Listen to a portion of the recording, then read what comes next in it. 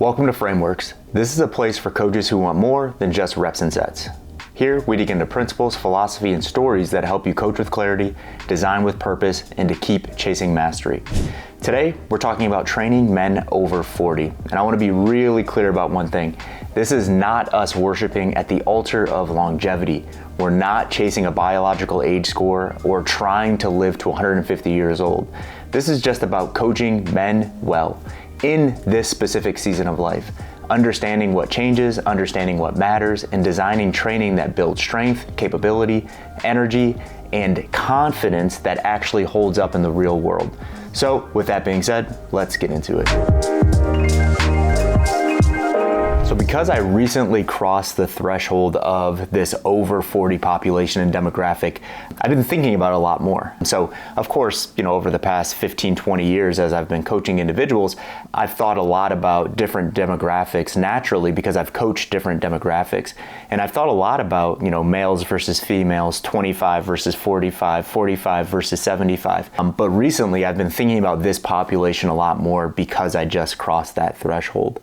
And we have to understand, I think naturally again, we have to understand that based on the individual, we coach them differently than a different individual, right? Like that seems so obvious, but this population, there's some generalities that we can understand. And if we understand those things, I think it's gonna arm us to better coach these populations. So today, talking about men specifically, men over 40, they don't need more complexity. They need clarity.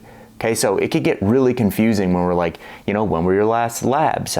We need to discern this lab versus that lab, and we need to, apply this versus that to increase that marker versus that marker. And it's like, yes, there's a lot of utility in diving deep into that, but you don't have to do that with all of your male over 40 or 45 population. Okay, we just have to understand some really general principles, and if we understand those general principles, that will go a long way. Okay, so before we get into the specific frameworks, I just want to lay some groundwork. Okay, so we always have to understand the individual, and we talk about that all the time. You guys, if you've listened to these episodes before, I always talk about understanding and discerning and having context about the individual that we're coaching.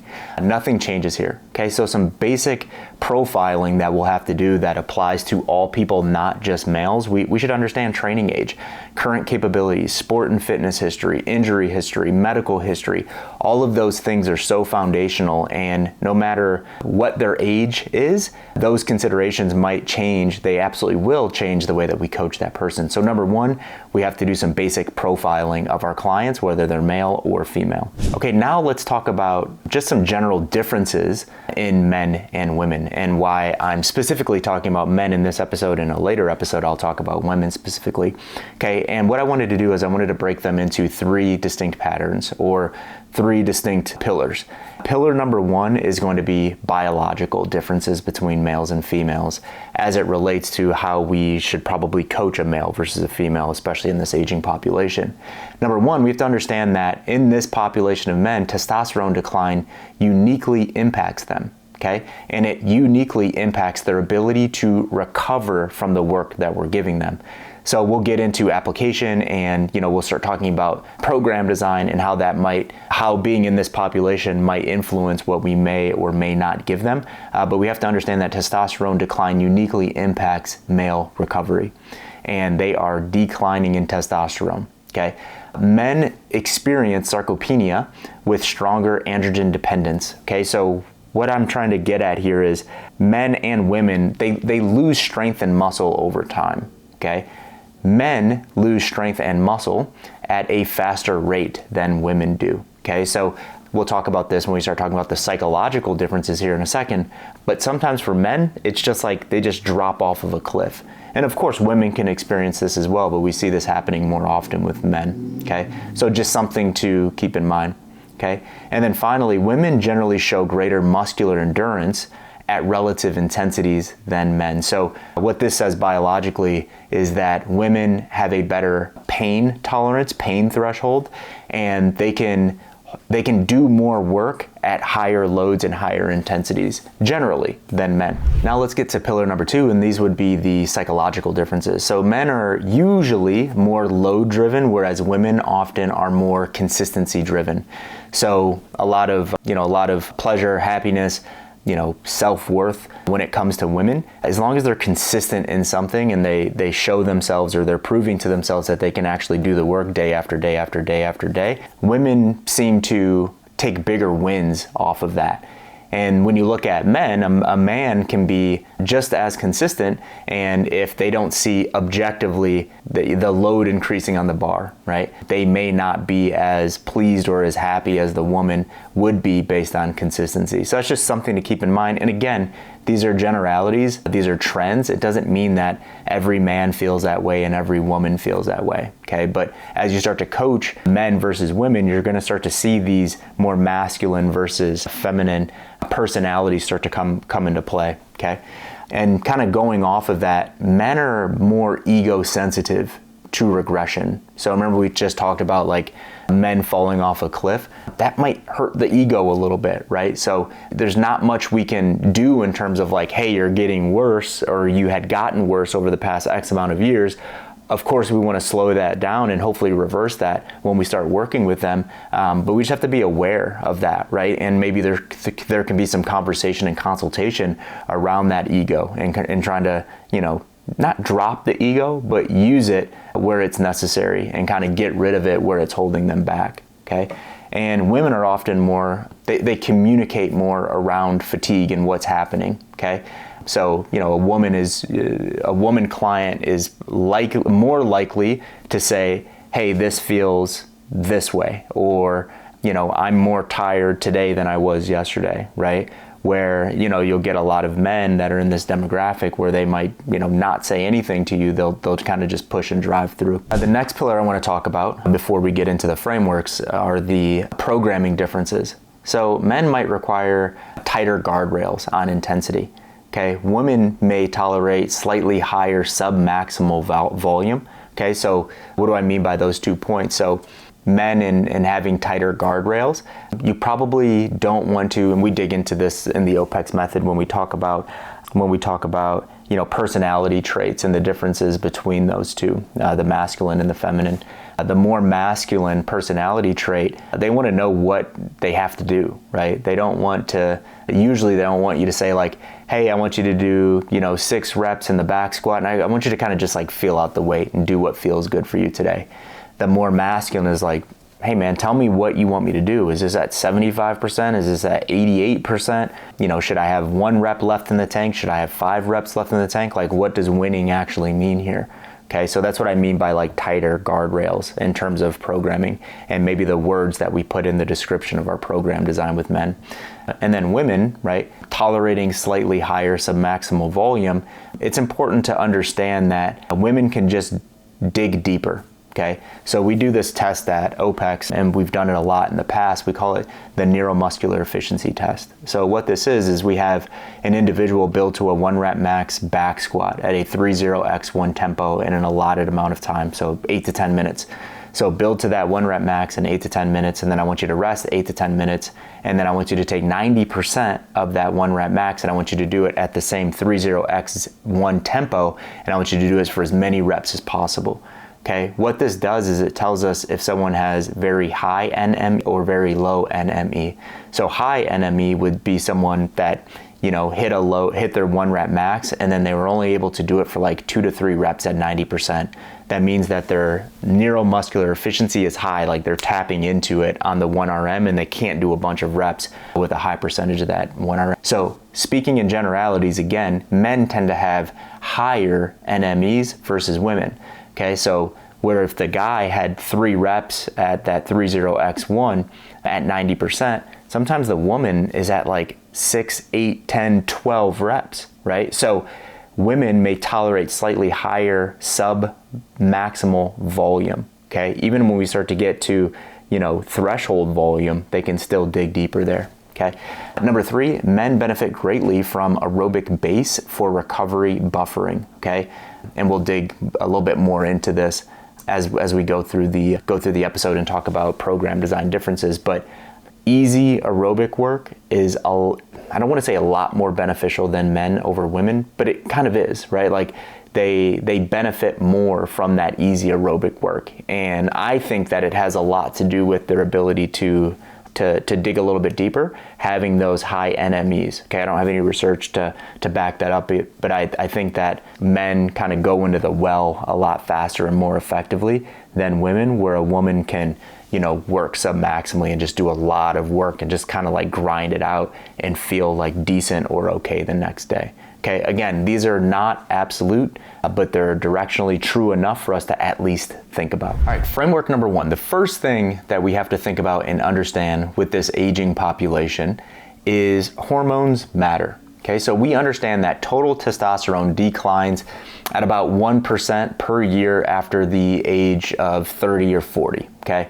so let's just, let's play it safe here and just say it's after the age of 40. Okay, so testosterone declining 1% every single year, that really starts to compound over 10 or 15 years. So we want to slow that down. And free testosterone declines even faster, okay? And we have to start to think about, well, why should we care about that? Okay, so what did we just talk about? Testosterone levels, especially, lower testosterone levels negatively affect a lot of things. Vigor, our ability to get up for something, our ability to recover from the hard work that we just did. There's some cognitive disbenefits as well that comes along with lower testosterone levels. But a lot of guys will just report like, I just don't feel as driven. I don't feel as motivated. I don't feel as ready to go. Okay, so testosterone, we need to pay attention to it. Okay, muscle mass. Okay, muscle mass declines at about 3 to 8% per decade after 30. Okay, and it really accelerates after the age of 60. Okay, why do we care about this? We care about this because we don't want our muscle mass to decline at that fast of a rate. We want to slow that down. We will never completely stop it naturally, guys, but we want to slow it down. So we call that like resisting that entropy. The entropy is going to occur, okay? So again, I'm not looking at this from like a biohacking standpoint where I'm like, man, I want everyone to, live forever, and we really need to like hack the age disease, the disease of aging, right? I think aging is a beautiful thing, right? We should honor aging. A lot of really good things come along with aging, but we just want to resist, not completely stop, and in some cases, not even reverse, but just resist the acceleration of these declines, especially in muscle mass. Okay, and with that muscle mass, we see those type 2 fibers increasing even a lot faster with age. So our ability to move quickly. Okay, so if you talk to someone that's done a lot of power cleans in their lives, and you're like, hey, you've been really consistent in the power clean and your power clean programming over the last 20 years that you started when you were 20 and you're still getting after when you're 40. Do you feel like a decrease in just like pop, like your ability to create power, force, and do that quickly? Everyone's going to say, yeah, like I don't feel as poppy, I don't feel as snappy as I did 20 years ago. Okay, that is type 2 muscle fibers atrophying, right? I can attest, I feel a lot less, poppy at 40 than I did at 20. I remember the days where, a 275 pound power clean felt kind of like a 135 power clean feels today. I hate to admit, but that's just reality, right? Like we're declining in muscle mass, and with that muscle mass, we have type 2 or the fast twitch fibers decreasing as well. Okay, so what is the antidote? Like, how do we combat this? How do we slow the entropy? Okay, so resistance training remains highly effective at increasing muscle mass and strength in men over 40 and even into their 70s and 80s. So guys, we just need to lift weights, right? If we're working with guys into this population, we just need to make sure that they're doing some tough resistance training. And tough is definitely relative, but I say tough specifically because it has to be tough. It has to be challenging. We have to give our bodies something to adapt to, okay? We're not just going in the gym and like picking up the 30s and doing the bicep curls like we did, over the last, 80 weeks, right? It's like we want to give our bodies a different dose, a different response that it has to adapt to, okay? Also, older men can still significantly increase muscle mass, or let's just call it like cross-sectional area and strength with proper programming. So not only just muscle mass, but also strength. Okay, and I think that that's really important, but something that is also important is understanding where these guys are coming from. So if you have a 45-year-old coming to you and they have 25 years of very, very consistent strength training experience, and they're coming from back squatting 500 pounds when they were 35 years old, it's like the goal shouldn't necessarily be to get them back there, right? Like you may not be able to, overcome their strength peaks that they once used to have. So there's no point in trying to chase that. It's just like with that individual, you're trying to slow the decline. So testosterone, or let's just call it general hormone differences between men and women. Okay, so men start with significantly higher baseline testosterone, which I think most of us know at this point. Men rely more on androgen mediated muscle hypertrophy. Okay, I think that's really important, right? Like with the decrease in testosterone, it's actually more challenging for men over women to put on muscle mass or to hypertrophy the muscle. So there is a larger cost than that decrease in testosterone with this aging population of men. And this testosterone decline, again, affects recovery capacity and muscle protein synthesis, efficiency a lot more in men than in women. So again, just keeps going back to like the main difference between men and women from a hormonal standpoint is the declining rates of testosterone really hit men a lot harder than it hits women. So a couple takeaways here, guys. Men still respond extremely well to resistance training in this age population, so prioritize it, but cannot tolerate reckless volume and high failure training as consistently as women. Okay, so guys, we are just not as resilient, unfortunately. So we have to really think about the volume and intensity that we're giving these guys, because it's just a lot more challenging for them to recover from it, especially if they're in that more advanced training age. Recovery capacity becomes more variable and more sensitive to sleep and stress. So lifestyle, which we'll talk about later in the episode, has a large impact on our recovery as men to recover from this tough work. Okay, so the stimulus must match the reality. I think that's probably the biggest takeaway to take from this framework. Make sure that the stimulus is taking into account the hormonal reality that this population finds themselves in. All right, framework number 2, you have to always consider stress and recovery. Okay, so men in this population, they're experiencing increased sympathetic dominance under chronic stress. So what this means is that when life starts to stress these guys out, we start to see that sympathetic nervous system really dominate over the parasympathetic nervous system. So it's really hard for these individuals just to calm down, right? To shift from that sympathetic fight or flight to parasympathetic. And this leads to higher cortisol exposure. And now we start to connect the lifestyle pieces as well. So if, kind of like we talked about with testosterone, okay? So the impact on lower testosterone is more drastic and dramatic in men over women, but so is sleep. So men experience higher cortisol exposure when sleep is impaired compared to women, okay? Also, reduced anabolic signaling when sleep drops below 6 hours. And I hate to say at this, everyone should get this amount of sleep or that amount of sleep, but generally what we see is that about 7 hours of sleep going into the 40s is what most people need, or where most people perform optimally. Okay, that's both physically and cognitively. So we start to see in this aging population of men, when sleep drops below 6 hours, we're starting to see that reduced anabolic signaling. Okay, so all the hard work that you're doing with this individual might be for naught, is for naught if they're not actually sleeping and recovering. Okay, so that, very, very low baseline number, we can be confident with 6, but I would bump it up to 6.5 or 7 hours should be the aim with these guys. We also see greater inflammation with poor lifestyle patterns with guys. And again, guys, what you're seeing, or what we're chatting through today, is we're starting to realize that guys are just less resilient, right? So when things start to go down for guys, it's just harder for us to bounce back from those things. And there's just a couple things that we know to be true, right? Like sleep restriction leads to reduced testosterone. Chronic stress leads to suppressed anabolic environment. Okay, we know that elevated inflammation leads to reduced recovery efficiency.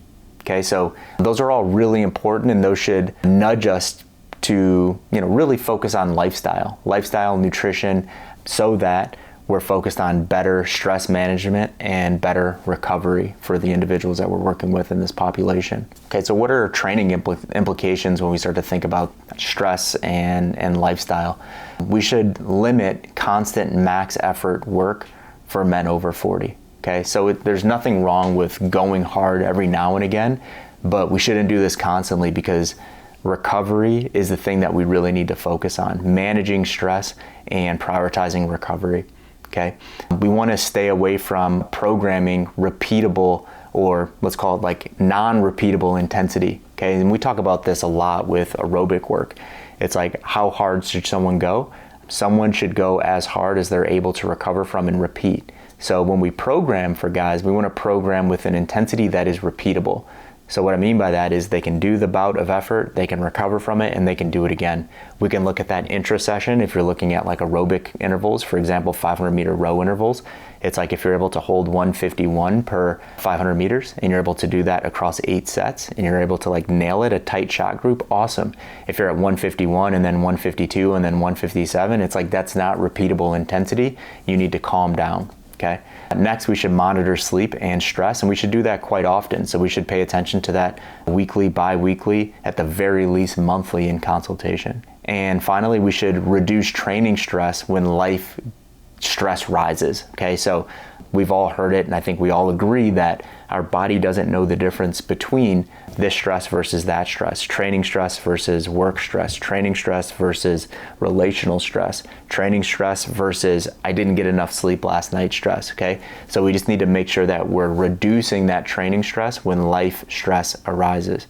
Okay, so the training stress must fit inside the total stress. So always think about what's going on outside of just the training session. All right, next we always have to consider injury risk and tissue tolerance. So with aging males, tendon stiffness increases. Okay, so if you are a male over 40 and maybe you're doing some like box jump step downs, maybe you're doing some reverse lunges from a riser, whatever the case is, but you might just start to notice like, man, my like Achilles is a little bit tight. And I think everyone's kind of freaked out about popping their Achilles, right? I've noticed that specifically over the last few years, like, why are my Achilles tight? I didn't even do much. I didn't do much high impact stuff or whatever the case is. But with aging males, we start to see tendon stiffness start to arise. So that's in the upper extremities, the lower extremities. It's all over the place. So that's something that we have to keep in mind, okay? And that goes to recovery. We really have to prioritize recovery, and we have to prioritize that not only for performance, but also to keep people healthy, to reduce that injury risk. Okay. Next, collagen turnover slows. Okay, so our ability to regenerate collagen starts to really slow down. Okay, so now when we start to think about like joints and tendons and muscles and the synergy between all of those things to work together, it's like we don't want the muscle to get a lot stronger than the tendon or the joint or the tissue around the joint. We have to start really thinking about that, right? So we don't want to progress people too fast in intensity in strength training, because we have to understand that turnover is slow. Okay, joint cartilage resilience decreases and prior injury accumulation is common. So injuries can start to stack up in this population. So again, I'm not saying like kid gloves your guys over 40, but just keep these things in mind in your program design. Be proactive about it. Don't find yourself in a situation where you have to be reactive to trying to like fix a bunch of injuries that your programming is causing. Okay, so I think that we can comfortably say like, don't execute like a German volume training program with your guys over 40, right? Like you're not doing 10 by 10s on Monday, Wednesday, and Friday using different patterns of movement. So I think I can safely say that's going to be out for these guys. Okay, so men also have higher lifetime exposure to contact sports, usually, right? So this goes to, injury risk and tissue tolerance. Sometimes you'll run into someone, they're like, I kind of have like a bad shoulder. And it's like you dig into why they had a bad shoulder, and it's like, well, I played football for 6 years, and for 4 of those years I had like subluxation of my shoulder. I would just pop that thing in and out for all of those years, and it never really healed over time. Okay, so really dive into what is their exposure to contact sports. Do they have any injuries back in the day that had nothing to do with training, but will definitely arise and start to show negative effects in their training moving into the future? They've often trained heavy in earlier years without like longevity in mind. I know I'm definitely guilty of this, where it's just like, the goal is to get as strong as possible in the next, 8 months. And I'm not really thinking about the drawbacks of this moving into the future. So just think about what they've done in the past in their training, maybe where they've had past injuries, where they've overdone it, where they've overused, a movement, a pattern, a muscle, whatever the case is. And they might also have some unresolved orthopedic history. Okay, so, going back to the example of the football player with the subluxation of the shoulder, just really dig into any orthopedic history, broken bones. Go beyond that, right? Like, torn meniscus, right?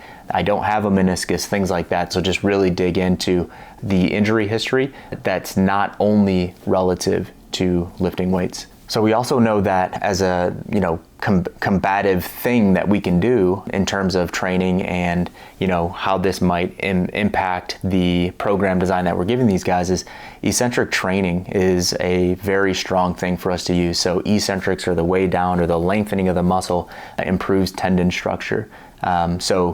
Training these individuals like they're beginners again, right? Where it's not only about refining movement. Definitely we always want to refine movement, but we're training like that beginner, slow tempo, slow eccentrics, controlled concentrics, great positions. And if we start to train them like that, we can actually improve that tendon structure. Progressive resistance improves joint function even in folks that have issues in the joints. So all I mean by this is just like, you don't have to be there today, right? We can start here and then we can progress them over time. And then when we feel like we're at the upper echelon of that progression, let's change the progression. So that can mean different exercise selection, prioritizing different patterns, whatever the case is. So what we're trying to do is we're trying to avoid overuse. Okay, so what does all of this mean? How should this impact our program design? Number one, we should prioritize movement quality. Number two, let's prioritize controlled eccentrics, or the way down or the lengthening of the muscle. We should use stable, safe, compound multi-joint lifts. Okay, so that's going to be that word stable and safe. It's going to be different based on who the person is, what their experiences are, what their capabilities are, and then just understanding what feels good for them. So let's prioritize compound multi-joint lifts, but let's not try to, if someone doesn't tolerate deadlifting well, find something else, right? Use the trap bar, go to a single leg, whatever the case is, but just prioritize the appropriate compound multi-joint lifts for that individual. Avoid ego lifting. I think that goes without being said, but be really controlled. Remember we talked about in terms of like more masculine traits, sometimes you just have to be explicit and say like, I want you to be at this percentage or even below this percentage, or at this RPE or below this RPE, or reps in reserve, or whatever metric you're using. And then build aerobic base for tissue recovery. Okay, we want to load tissues gradually, and we need to understand and respect their injury history and maybe some incapabilities that they might have. All right, our next framework is understanding identity, ego, and compliance. Okay, this is really important, and this one can be a tough one, right? Because again, we're putting a bunch of guys in a box, right? So again, like I talked about at the top, it's like not everyone fits into this, but here are just some things that we probably need to look out for. Okay, number one, we have to look out for these guys' identities being tied to strength and performance. Okay, so we talked a lot about like, okay, best practice is to dial it back, but now we have to consider the person in front of us, and maybe dialing it back is going to have a negative impact on their identity, right? Because they're like, dude, what do you mean? Like I can't, squat 300 pounds. Like I want to squat 300 pounds because it makes me feel good. It's just like what I do, right? So we have to consider that. We have to think about that. Is their identity tied to their strength and their performance in the gym? There also might be a reluctance to scale back based on that. So we have to be able to have the conversations. And the best advice that I can give you is to just always understand the why, right? It's like, why are we dialing it back? If my identity was tied to strength and performance, and I was reluctant to scale back. And you, as my coach, we sat down and you told me like, hey, Carl, I get it, man. Like you're really attached to, strength and performance and getting in the gym and getting after it. I want to dial it back with you because I want you to be able to do this for the next 30 years, not just the next decade, right? And I might start thinking about that like, well, yeah, I kind of do want to be, in the gym and, expressing myself physically in 30 years. I don't only want to, live for the next 5 or 10 years. Okay, so that conversation is definitely going to be individualized based on who you're working with, but understand what moves them forward, understand their values, their principles, and try to connect these ideas that we're talking about to those values and principles and the things that they say are important to them. There might also be a resistance to appearing weaker than before. They might be less likely to seek help early, and they're more likely to treat training as this thing that, they use to just like, blow some steam off, to, get a little bit risky, right? It's like, I used to, go for 1 RMs. I used to do this. I used to do that. It's like, we need to keep that in mind, and we need to make sure that they're not, digging too deep into the well too often. So if we're to look at some research in behavior science, that research would tell us about this population specifically that they are less likely to seek preventative health care. Men underreport symptoms. Compliance improves when autonomy and competence are preserved, okay? So those are 3 really important things to think about, okay? Less likely to seek preventative health care. It's like, how does that attach to us coaching this population? Because they're less likely to seek it, we might need to be the ones to bring it up, right? We need to talk about like, hey, we're being proactive in this approach to your fitness and to your wellness, to your longevity. Okay, underreporting symptoms, sometimes they might hide something, but the Easter egg might be in the results and the programming that we're giving them. If you start to see trends, you need to ask questions. How is this feeling? How is that feeling?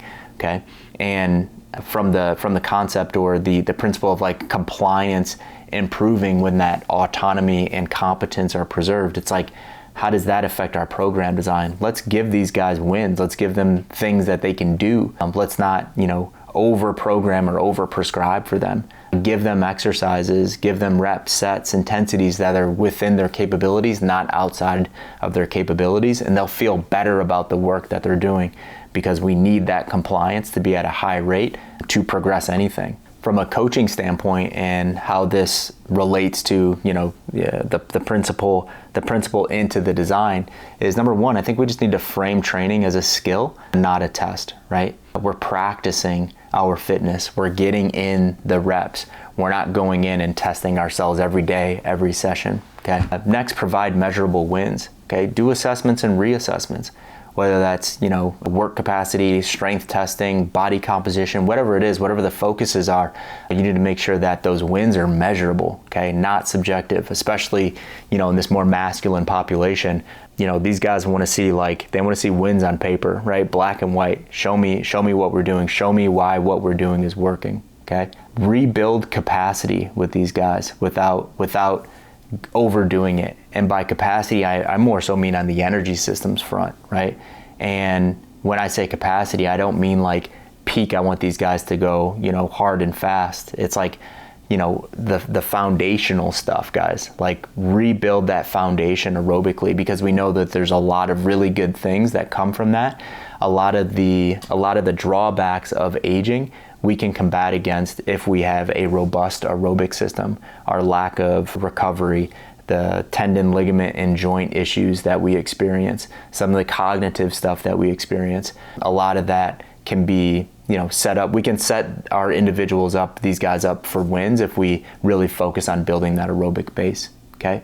So protect that competence, rebuild that capacity, make sure that you're giving these guys measurable wins that they can see in black and white. All right, let's talk about application, okay? So we talked about a lot of things today, so I'm just gonna roll through just a checklist of things for you to think about in coaching this population. Number one, we always profile the guy, okay? So training age, injury history, stress load, sleep patterns, lifestyle and behavior patterns, hormonal context. If you know this and if you can discern this through lab testing, it's always interesting to at least take a look at it to understand where that individual is. Next, choose a repeatable structure. So is that a 3-day full body strength program? What are your priority and compound lists? What are your progression mechanisms or levers that you're going to pull this cycle versus next? So just understand those, make sure that you have a really tight structure and understand the whys behind all of the things that you're doing.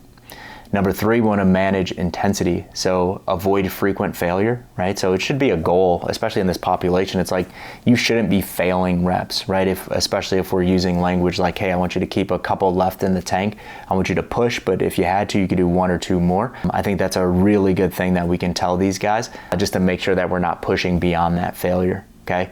And if that was 200 pounds in week 1, that might be, 205, 210 in week 2, and then up a little bit in 3 and 4. So we want to progress that gradually. We don't want to be overly concerned with big jumps, and also just be really focused on what your progression actually is for that individual. Like if your focus isn't progressing intensity, you need to make that clear that that's not your focus. Maybe your focus is range of motion or mind-muscle connection or whatever it is. Just be really intentional in sharing what the progression aim is with these guys. We already hit this one, but we need to build some aerobic support. Okay, so easy aerobic work improves that mitochondrial density, recovery efficiency, cognition, all of those things, okay?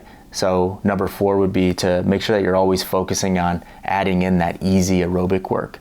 Number 5, we need to track recovery. So track sleep, mood, libido, performance trends, okay? Ask those questions. Get a gauge and understanding of how your programming is improving these things. Because if they're making them worse, then we have a problem. You need to go back to the drawing board and reassess and redesign what you're giving these guys. And then finally, number 6, understand and just reinforce identity, right? Use strength as stewardship, training as personal responsibility, longevity as like capability, not obsession, longevity as like, being there versus not being there, all of those things. So we can sometimes turn these things that are sometimes seen as like, negative identity pieces into positives, right? It's good to be strong. Right? It's good to be responsible. It's good to be around longer, but not just longer in time, but longer in quality as well. All right, guys, thanks for bearing with me as we chatted through this topic. It was something that was on my mind, and I hope you learned something new today, or if not, maybe it just served as a really good reminder. But like I said at the top, and something that I want to reinforce is training men over 40 is not about chasing immortality. I feel like we're just living in this world right now where there's just a huge bastardization of this concept of longevity. And I just think that we're looking at it wrong. I think that we're looking at like biohacking and trying to like do things because the means to the end is just to simply live long or live longer as long as we can, where I think we should start to really think about, how are we, as capable as we are today, as long as we can possibly be. Okay. And if we're, listening to this and, maybe we're coaching people that are incapable, it's like, let's do the work to make them capable and then to hold on to those capabilities for as long as they can. Okay. So we want to make sure that, before like expression and performance, that people are healthy and that people are, let's call it like functional, right? People can do the things that not only the things that they want to do, but the things that they have to do. Walk a mile, walk up the stairs, sit down, stand up, things that are just like, easy check boxes for a lot of us. But, a lot of people that we work with, or maybe some people that we will work with in the future, those are like real struggles. Okay. So we have to know the person, know the man, know the stress, know the recovery, understand what they recover from, understand what they don't recover from, meet that person where they are, and just make sure that we're coaching them well and we're stewarding them well. So thanks, guys. I appreciate the time. And I don't know if it'll be the next episode, but in an upcoming episode, we'll do the same thing, but we'll talk about women. All right, guys, have a good one.